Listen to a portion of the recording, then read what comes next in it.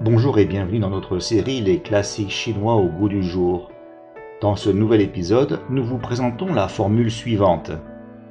明镜所以照行，古事所以知今。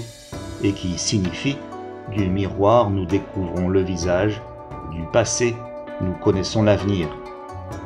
Cette phrase allégorique provient du Han Shivai Zhuan, un ouvrage écrit par Han Ying qui vivait à la fin du IIe siècle avant notre ère, sous la dynastie des Han de l'Est.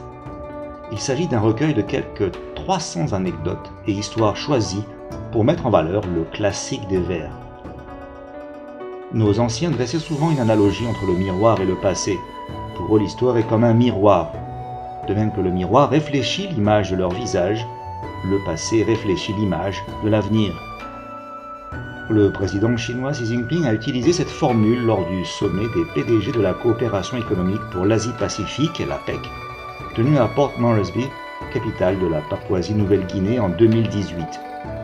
La Seconde Guerre mondiale a plongé l'humanité dans l'abîme de la calamité du siècle dernier. Non loin de là, où nous sommes maintenant réunis, se trouvent les sites des féroces batailles de la mer de Corail et de Guadalcanal.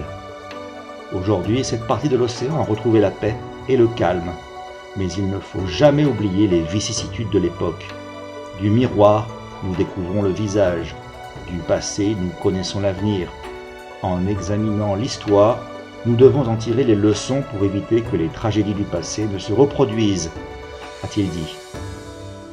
Depuis la Seconde Guerre mondiale, 75 années se sont écoulées, et le 3 septembre est une journée où l'on commémore à la fois la victoire de la guerre de résistance du peuple chinois contre l'agression japonaise et la victoire de la guerre mondiale contre le fascisme.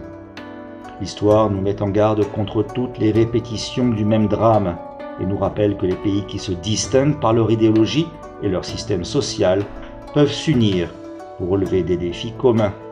Une nouvelle solidarité s'impose maintenant pour vaincre l'épidémie de Covid-19.